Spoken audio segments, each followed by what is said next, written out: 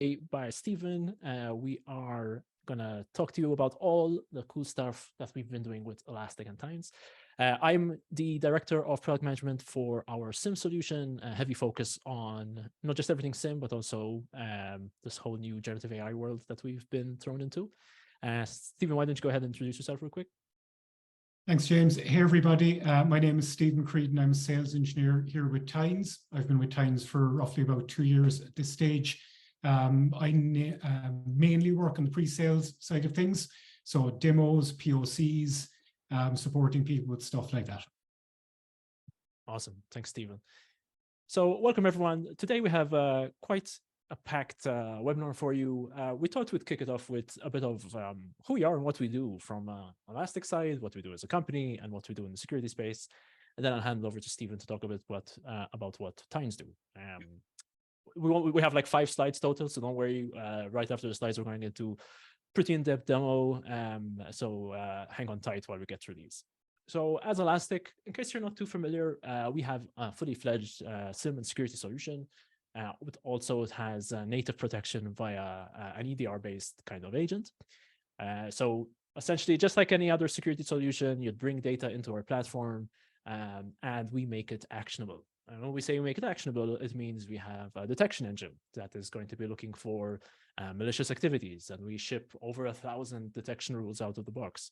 We have machine learning jobs that are looking for anomalous behavior within there. We have entity analytics and a scoring engine to identify your most critical hosts and, or I should say, most risky hosts and users. We also have, of course, full searching and dashboard capability. Our searching just got even better as of yesterday because we announced a brand new query language called the Elasticsearch Pipe Query Language, which I know many of you might have been excited about. We also support, things like what we call cross-cluster search. So for larger environments, you can have multiple instances of Elastic Security, maybe spread geographically across different cloud providers, and you can have a centralized view for all of that. More importantly, though, and why we're here today is, of course, we don't just live within a SIEM, right? So most SIEMs would need connections to platforms like Tines to help with the automation side of things. Tines is an incredible platform, which is why we're here together today. And I'll talk about, I'll pass it over to Stephen. So he describes what Tines do as a company, and then he'll also walk us through how the connection works between Elastic and Tines in terms of a setup perspective.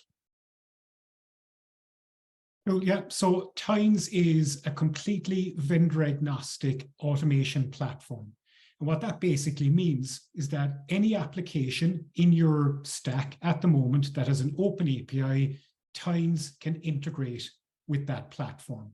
So sometimes I like to visualize Tines almost like a bicycle wheel, in that at the center of your wheel, you've got Tines, and on the outside of the wheel, you've got all of your applications sending information into Tines, getting information back out of Tines.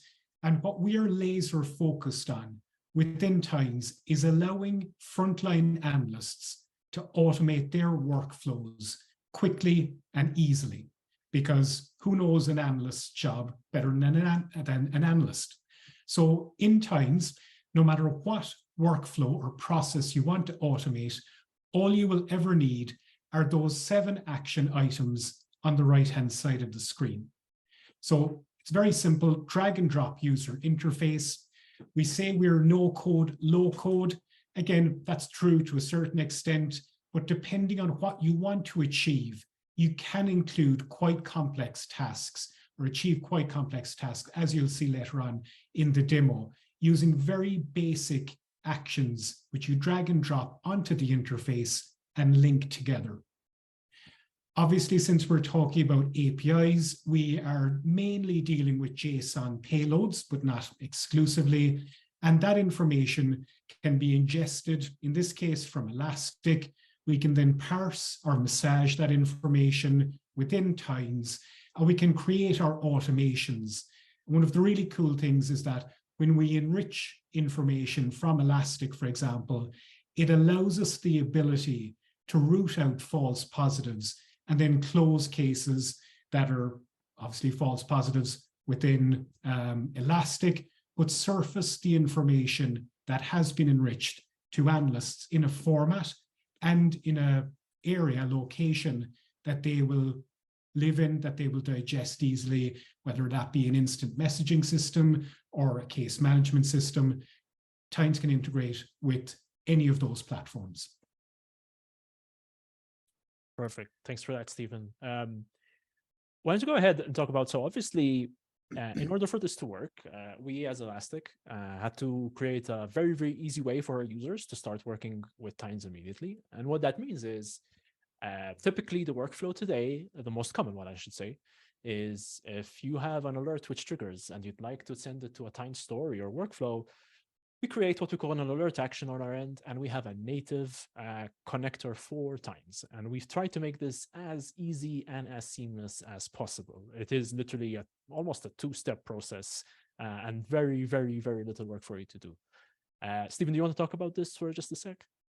Yeah, of course. So as James said, setting up the connector is incredibly easy, which is what you want to hear when you're onboarding a new product. You want to get up and running as quickly as possible.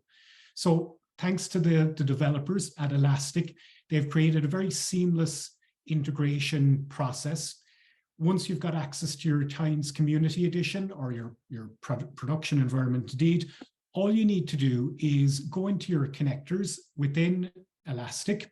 You will see a lovely little Tines logo. If you scroll down, click on it, and you'll see the screen or the little pop-out on the screen at the moment, basically where you'll specify your tenant name, you'll pop in your username in Tines and the API key, and that basically integrates the two platforms together. Now, there's a tiny other little piece of work that we can do as well to point that connector at a specific webhook in a specific story within your Tines environment. Once that's set up, we can test it to make sure it's working, and then you associate this connector with your alerts within Elastic. So once one of them fires, Elastic then knows where to send that information into your Tines workflow. Excellent. And I'll be showing this as part of the demo as well, just so you can see. But it is, honestly, we worked with the Tines team to make sure this is exactly what their users would expect. And it's the most seamless process we could come up with, which is pretty phenomenal. So once you do have that connection set up, though, from day one, Tines has this incredible story library. So you can see, I put this link in the chat as well. But essentially, a story library is a really rich place where there's a tremendous amount of stories, and there's a lot already for Elastic. And Tines have made it really easy, like one click to import into your Tines tenant. And that means you can get started with very, very, very little work with a couple of clicks. And even if you did want to go beyond these stories, I'll show you as part of my demo as well how easy it is to create these stories. And with that being said, I'm going to go ahead and dive right into the demo. I told you we only have a handful of slides. So this demo is actually based off of one of the stories in the library. We just updated it to make it a bit more streamlined and take advantage of all the connector goodness. And I'll provide a link to it as well in the chat after. So with that being said, let me go ahead and switch to my demo instance. Okay, so first things first, right? Let's talk about what the concept is on Elastic here. So I have a rule, so a detection rule. Basically, remember the whole point is here to get notified or kick off a Tines story when we identify an alert or a group of alerts have triggered. This rule in particular is basically, it's pretty simplistic. But what that also means is it's simplistic, but it can look for actual bad things happening. So curl, as an example on Windows or anywhere really, can be abused for pretty much anything, especially if you're not supposed to be making external network connections. However, that means it could also lead to a tremendous amount of false positives if it's like someone not doing anything intentionally bad. And this is a perfect use case to talk about the story with Tines, because we're going to do a lot of work in Tines to try and reduce the rate of false positives as much as we can. So if you see here what this rule is looking for, like I said, curl, just making outbound network connections. Let's take a look at how this is configured to use Tines. As Stephen described, it's just a matter of going to the Actions tab here, adding in our tenant. And once you add in the tenant, And then we automatically enumerate the available stories and the webhook inputs within that story. So Tines is one of Tines' modes of entry is to use these webhooks. They also support things like email and other stuff. But you can see here, I can change this to other stories as well. And if I change the story, you can also see within the same story, I have a couple of different webhooks. So it's really, really, really easy. Like, honestly, it's super, super easy. That's it. That's all you need to do from the Elastic side. Couldn't get any easier. You can have multiple stories if you wanted to. So you can add another Tines action here. It's going to another story. That's totally fine. You could also do that in Tines if you wanted to. But I just wanted to show the setup there. If we go back, I'm gonna kick off an instance of this right now. So I have a Windows machine here, and I'm just going to make a curl request real quick to this particular IP address. That's all I need to do, and hopefully this alert will fire now. What I'll do is I'll sort of force this to fire outside of its schedule, so I'll just turn off the rule and turn it on again, so it will just fire right now rather than waiting for the 5 minutes to pass. You can see that just ran now. I'll refresh, and you can see we got our alert. So this happened just because of this action now. So this means we detected within Elastic an instance of curl making network connection. In the background, that Tine story, which I'm going to get to in a second, is already doing its thing. So one of the things the story does is it sends an email saying that something happened if it happened. So let me go ahead and check my inbox real quick. And you can see I have a new email that came in just now, a case created within Elastic Security. And let's see, from 0 minutes ago, obviously I've been testing this story. And it's saying, listen, a new case has been created that requires your attention. Let's click on the link below to see this case that was created. Now, in Elastic, we have a fully fledged case management system, which is probably going to be the primary place where you look at your incidents. And everything you're seeing on this screen within this case was populated via my Tines story. Which means what, right? So Tines obviously was told, got the action that the alert kicked off. And you can see that it added that alert to the case in question. So if I wanted to look into more detail, I have that full alert that just triggered right now. But it also did a few other things. So it identified that there was an IP address, which obviously the curl made the connection to. And what it's told me is, listen, this IP address, we actually went ahead and blocked it on our firewall because it was determined to be malicious by Grey Noise. If anyone's familiar with Grey Noise, excellent threat intelligence company, which has like really, really rich threat intelligence, specifically for, that's not something I want to do. But this would take me to the page for that IP address if I did actually verify my email address. That's totally fine. If I just head back here, where was I? Yeah, case. Basically, because Grey Noise determined it is malicious, we used that story to now say, okay, well, this isn't a false positive because someone made a connection to a malicious IP address. We should go ahead and block it. Very common thing. And you can see in this case, I'm using Google Cloud Firewall. It went ahead and blocked that IP address. And this, again, is all happening in Tines. And I'll show you the actual story that ran it. We can go ahead. You see, Tines also provided the link to the Google Cloud Console, which will show my network policies. And you can see this one was the one we just created this, and I'll zoom in a bit, automated by Tines. And you can see that timestamp here, it's in UTC, which is actually this one here, 1813, which was 1113 my time. So that's great. So we can see it's now being blocked and denied with our automation. If we go back to our case, that's not the only thing we did, right? So remember what Stephen was saying is a really good way to think about what we're trying to automate here at Tines is not just checking the known bad and taking like initial response actions, but if you've worked in a security operations team, you know that part of the main process is to identify and triage what actually happened here. What else does this IP address do? Where else was present in my environment? So we actually automated within our Tines story some searches. So obviously, as Elastic Security, we can search really, really well, and we have APIs to do all of that. And you can see it's saying, listen, the IP address in question was actually found 9 times within your last 90 days of logs. There are also 5 alerts triggered for that same IP address. So that's great. So Tines went ahead and did the initial tasks of doing those searches. It also gave me what we call our timeline. A timeline is within Elastic the main place where you'd kick off these searches into any element you want. And you can see Tines automatically created this timeline for me. And we can also see it added what we call the run GUID. So you can identify sort of which run caused this to happen. This is going to be a 90-day search. It may take a while depending on, because most of my data is what we call in the frozen tier. But you can see it structured the search in a way where I don't have to do any input. Once this loads, it will show me all the relevant events which it was specifying, which is really, really nice. So I didn't even have to build the search myself. We have APIs at Elastic, which allowed us to build this within Tines. So pretty much everything you saw, of course, was possible because we have all these rich APIs as Elastic.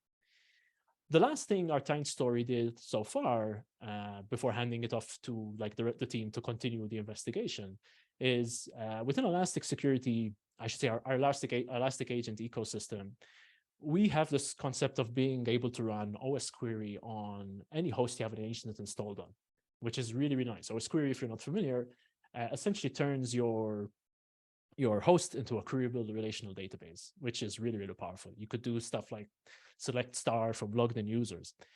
In this case, what I wanted to use OSquery for was to check at the time that this alert ran, what patches are actually installed on my system. And then it added them to the case. So this is actually run by OSquery via Tines. So OSquery, we have APIs to do that. Tines called those APIs, formulated a nice table here. And these are the security updates installed in that system, right? So at least now as an analyst, I know, okay, it's being patched, relatively recently. There was a patch here in October. We can sort obviously as well, but at least I know that in some way it's being patched. I have a better understanding of the security posture of this host. So from our automation standpoint, we did all this initial work, right? And so as an analyst, I didn't have to go and run these searches. I didn't have to create these timelines. I didn't have to run OSquery. I didn't have to check it against gray noise. I didn't have to go ahead and manually block that IP address. It happened all automatically thanks to our Tines story. If I did want to continue further and perhaps dive a bit deeper into this, I absolutely could. But you can see here how we took all of that initial triage work and automated everything, which is great. It opened the case for me. It sent me an email, but it still kept me in the loop, right? We don't, both Elastic and Tines, we don't feel like we're going to take humans out of the loop, right? That's never our assumption here. We want to make humans better. We want to take away the mundane tasks. Like a lot of these were actually mundane tasks if you think about them, and allow you to focus on the more interesting stuff, the things that are more important. So I'm going to stop here from the case side now that we saw all the outcome of the Tines story. I'm going to go ahead and dive into the story itself. And you might be asking, why is James going to show the story versus Stephen? And we decided that I'm going to show it because I don't work for Tines, right? I'm a user, but this story was so easy for me to build. So we just to get that point across, like you don't have to be a Tines expert to do this. This took me like maybe I would say about half an hour or so, and now it's available for you within the library. So if you wanted to use this, you don't even have to build it yourself. So here is the Tines story that ran all that really rich automation. And you can see it will always start with an entry point. In this case, we used webhook. You'll see here Tines in the action menu also can receive emails and some other ways of entry. But webhook is probably the one that most people will use. And this is the one we referenced within when we're setting up the action within that particular alert.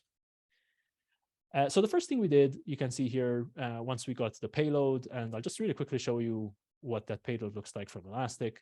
So we structure it really nicely to work really easily within Tines. It's all normalized JSON. And you can see really, really easy. So referencing any of these values is really, really straightforward. You don't have to change anything or anything like that.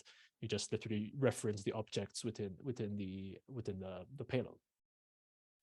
So the first thing we did, you can see there's the creation of the case. So this is using our cases APIs within Elastic, adding any relevant information, and just it goes ahead and creates that case. You can see Tines make this exceptionally easy. You just put in the URL. You can see variables used throughout. So if you want to reference a resource or a credential, it's super, super easy to do. And you can see all of that set up over here. And then we do a couple of things. Like we said, we did we added the alert as a comment within the case. So just to trigger your memories, if we go back to the case, you can see the first thing is we added the alert, right? Opening the case and added the alert in question. So we know why this case was actually opened. Just go back here. So again, very easy. We have within our cases APIs, we have a way to add comments. An alert can be added as a comment. And you can see here the structure to add it is just referencing within our API schema, the values we need. We're just referencing anything we need from the initial payload that was sent by Elastic. So in this case, things like the alert ID, the rule name, so on and so forth. Just very, very standard stuff on our end. Very, very simple to actually build this. You don't even have to fill this in manually because Tynes has this concept of like a builder here. Super, super easy. And this is, very, very, very low code. So we do that. Like I said, we do the IP lookup in gray noise. So you can see here again, just calling the community API from gray noise, adding the IP that we got from the payload. And that's pretty much it. And once we get that result, you can see here, there's a trigger here to say, hey, is it malicious or not? If it is malicious, then we want to run our actions, right? Probably some users might want to say, okay, if it's not malicious, then we can close the case. That's something you can do, for example, really, really easy. Close the case, close the alert. And then you can see the Google work here. So basically the action to block on the firewall, basically really, really simple, just authenticating with Google, making the block request. So you can see this is the Google API schema for interacting with their firewall product. Again, super easy on the Tynes side because you can see in my naming convention, I added the dates and stuff like that. Tynes has functions for creating dates. Again, no need to code or anything, just select that you want the date and how you want to format it. And then again, selecting the IP in question. We add the comment to the case with the Google call output, right? So if you remember, this was generated. So this is, again, the comment that we added after we got the response from Google to say that at least as a user, I know that the operation was completed successfully via the status here. And if we go back, you can see that's all it takes, right? We just added a new comment with the actual result from the Google Cloud API call. You can also see here some really interesting functions that Tynes has is things like if statements. So, if it wasn't malicious, then we can say that, okay, we have a different content body and we just put that in the case rather than having a whole separate action to do it. So it's just really, really flexible with what you could do there and just really simple to build these out. And then you can see this is where the email is sent. So Tynes support full HTML email. As you saw, they also have an HTML editor as well for email actions, which is really, really nice, and you can view that.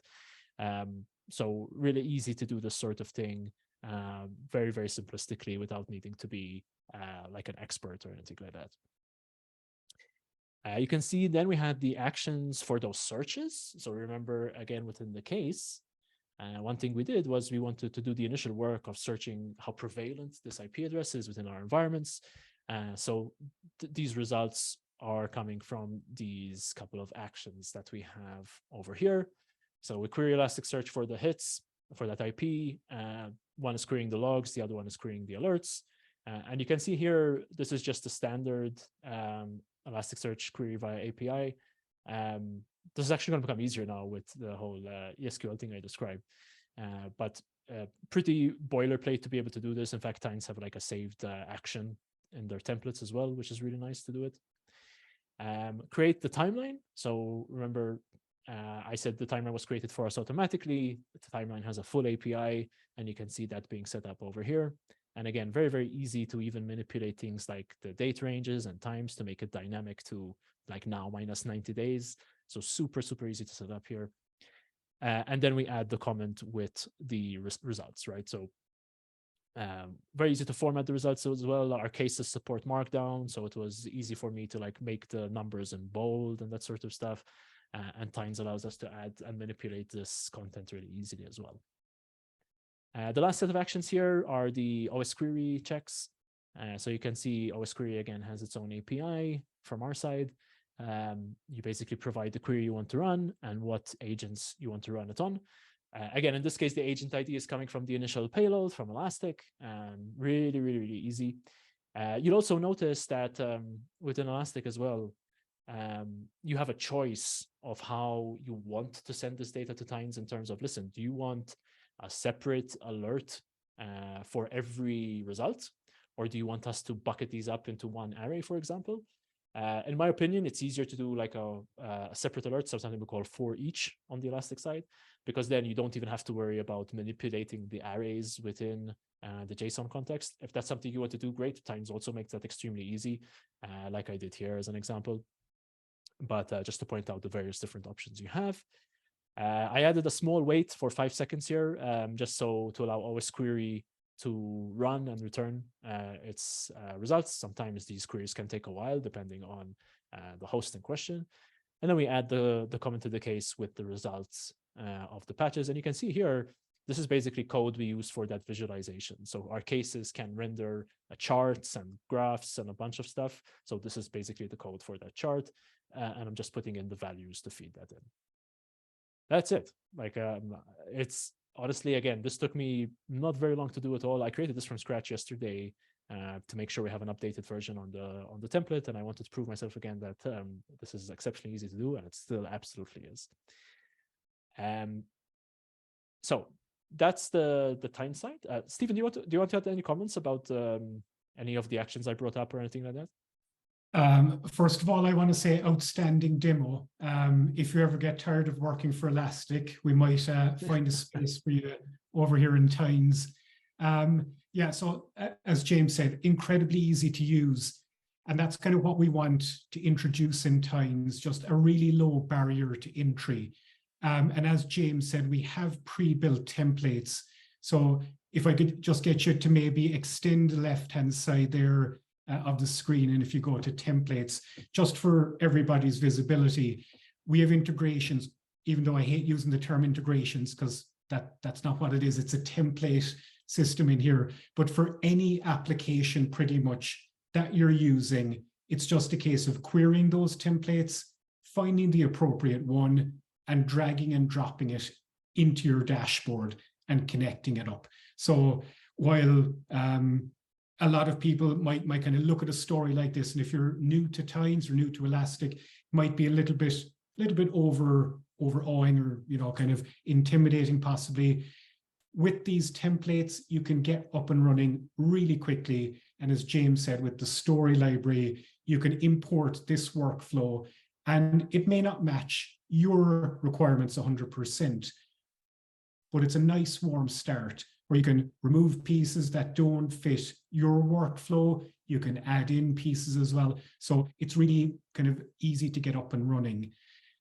One thing that I just wanted to tag on to what James said around communication with analysts as well. You could also put somewhere in a workflow like this, say a message to Slack or to Teams or to GChat, whatever it happens to be. But you could include prompts or buttons in those messages to take interaction from analysts. So as James said, we are not about replacing human beings. That's not what either of us are about. What we are about is providing context-aware alerts to analysts in a format and in a time that suits them and empowers them to make a decision. So that case that James created there, if you got that within Elastic or within any ticketing solution, case management solution, as an analyst, you would have all of the evidence you would need to make a decision as to what happens next. But again, as James demonstrated, we can actually completely automate the process using logic, that little trigger action within Tines. If a particular threshold has been breached, we can then automatically remediate the problem as well. So in this case, reaching out to our Google firewall and blocking an IP address. So just top to tail automation if that's what you want. But we can include humans in the equation as well, which we will always need, of course, to make decisions on more complex tasks also. Awesome. Thanks for that, Stephen. Just before I stop talking for a minute, we have a question in there. It's probably easier for me to answer it as opposed to typing. Can we use Python? Can we use code in Tines? Short answer is yes, you can. We have the ability to run scripts in Python, PowerShell, and Bash, if you wish. We would prefer to move away from code if possible, because we want to kind of democratize, I guess, the use of Tines. There are obviously certain tasks, if you're a Python expert, that you might find easier by running a Python script against an endpoint. If you want, you can see there in the Tines toolkit, you can run Python scripts if you find that easier. But again, we want to allow everybody to get benefit from Tines. So again, there's a level for everybody, I would say, in the platform. Yeah, I think I love that question was asked, because this was a recent addition from Tines for like the more, people who did want that flexibility. So it just goes to show like how it really does cater for every type of persona. So if you didn't want to touch Python, like myself, I would never want to touch Python, to be honest. I have everything I need not to use it. If I did, however, eventually decide, yes, you know what, I might need to do something in Python, there's an answer for that as well. So thanks for that, Stephen, and for running us through some additional things there. Excellent. So as we said, this specific story that I just demoed is available within Tines' story library. And you can see here, if you had a Tines tenant, you would simply hit the import button and it's done. You don't have to create it yourself. I added comments in the story as well, walking through what each of the actions are doing, even though most of them are very self-explanatory, but just in case you needed any additional information, it's all annotated as well, which also is another really good point. When you're setting up these stories, Tines makes it exceptionally easy to understand and give you the tools to make it descriptive, add images, markdown syntax. So as you know, if you work in a team, it's really important to document everything you do, and Tines has that ability to do that really, really simplistically. All right. Well, with that being said, I know there are a few questions. I'm happy to take a look in the chat. I haven't been monitoring it, but in the meantime, before we go into like a Q&A, and I do encourage you, like, use the time you have with myself and Stephen to ask us anything you like about Elastic and Tines. But if not, here's a couple of really useful links for you. So both our websites are here, and again, I'll drop everything in the chat. Both Elastic and Tines have free tiers as well. So Tines is the community edition. Elastic has our basic tier, which is free. There's also like a 14-day trial of our full enterprise features in Elastic Cloud if you need it.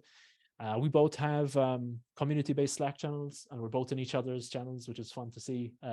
So we do encourage you to join those workspaces if you did have any questions or just want to ping any of us, or just ask us anything you'd like about this topic. So that's it from my end. I'm going to just check in the chat. I know there's a question in the Q&A. I'll answer that live.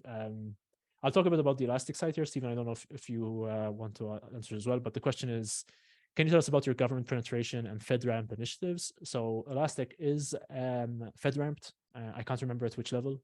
I have to double check for you, but we are FedRAMPed within our cloud ecosystem. We have very deep government penetration. You'll find all sorts of use cases on our website. We work pretty much globally with different governments around the world. You'll find use cases there for most of them as well. So, and one of the reasons that we're both successful, so Tines and Elastic at working with government entities, not only are we from the Elastic side, not only are we FedRAMPed, but both solutions can also run in air-gapped environments and offline. So yes, we have SaaS solutions, but you also have the choice to basically run them however you like in whatever networking complexity you have. That's totally fine as well. Stephen, anything you wanted to add from the Tines FedRAMP stuff? I think you're better to answer there. Yeah, just really to kind of mimic really what you've said yourself, that we have specific go-to-market teams that deal specifically with government agencies, federal government. We already have a number of departments signed up for Tines, so we can certainly handle that side of the business as well. Awesome. Thanks for that, Stephen. I'm just going to take a quick look at the chat. I think, Stephen, you answered everything as well. Let me see. Yeah, I think you answered all the Tynes questions, right? Yeah. Okay. Cool. Well, in that case, does anyone have any last minute questions for myself or Stephen? We're happy to take them now. I'll remind you all. Actually, let me drop the links I promised to drop in here before I forget and before we wrap up. As Arden said in the beginning, this has been recorded and we will be sharing it. It will be available if you want to share it with any team members who were not able to make it today. So please don't hesitate to do that. We have some other webinars that we've co-hosted between the two companies as well. If you want to take a look at like some of our historical ones, that's also fine. I definitely, if you've been struggling with your automation workflows, please do go ahead and check out both of our solutions. Really, really easy to get started, as you've seen. There's the trials and community editions for both. So like very, very little barrier to entry for you to try if that's something you wanted to do. And let me just drop these links in here real quick, as I promised, because sometimes I forget to do this, and that's never ideal. Let's go ahead. And the 2 Slack URLs. Perfect. All right, there you go. So everyone has the links now. And you can see some other, one of my colleagues, Justin, just posted in the chat one of our use case. So as Elastic, this is actually a really good point. Thanks for pointing that out, Justin.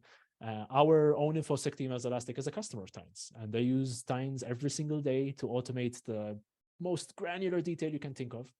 It's pretty phenomenal what our InfoSec team has able to achieve with Tynes. That was actually one of the main drivers on why we decided to partner so closely with Tynes, because our team was so successful with them.